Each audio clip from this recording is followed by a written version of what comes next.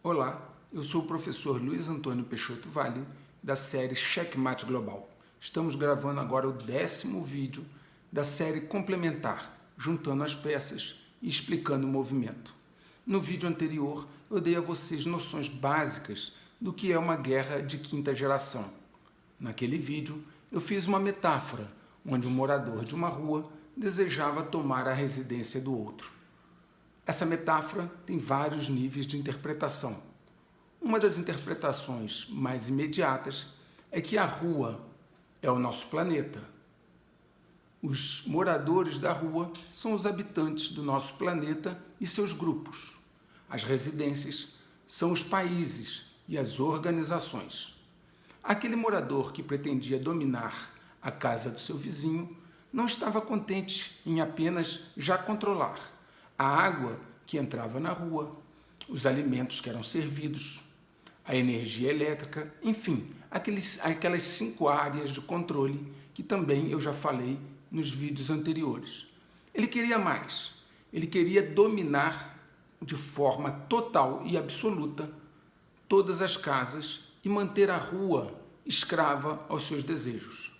A fase final dessa concepção desse plano se deu na década de 80.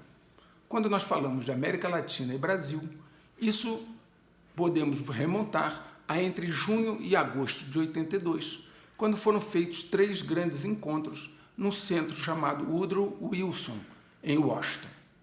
Eles planearam como deveriam agir e implementaram seus métodos. Observe, se você procurar na história, como da década de 80 para cá, os países vão sendo infiltrados, ideologias vão surgindo, que fragilizam a estrutura das sociedades, invertendo seus valores e minando a sua capacidade de funcionamento.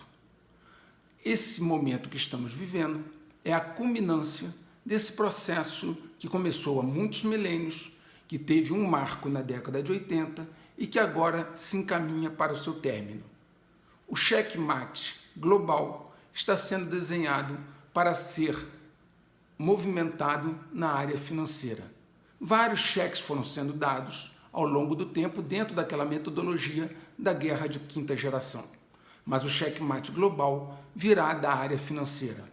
Aqueles que vêm acompanhando a minha série sabem o que eu disse sobre o checkmate global quanto às reservas de ouro e quanto aos países que estão se protegendo para esse momento. Sabem que o Brasil não tem ouro nas suas reservas. Muito bem, o Goldman Sachs, que é um dos maiores bancos de investimento do mundo, ligado àquele morador que quer controlar as outras residências, começou a avisar que está com sua posição vendida em dólar. O que significa isso? Significa que ele começou a se desfazer do dólar. Claro que essa é uma sinalização para o mercado e outros grandes investidores vão se posicionar da mesma maneira, vendendo seus dólares. Aí, dessa forma, minando a força dessa moeda, conforme eu previ. Muitas pessoas falam assim: professor, como o senhor pode ter escrito artigos em 2013 e 2014 prevendo essa situação, em 2019 sendo ainda mais preciso quanto ao que aconteceria no primeiro semestre de 2020? Esse tipo de cenário projetado necessita de uma técnica que eu já expliquei em alguns outros vídeos. Mas antes de tudo é necessário você conhecer o funcionamento da mente dos dominadores.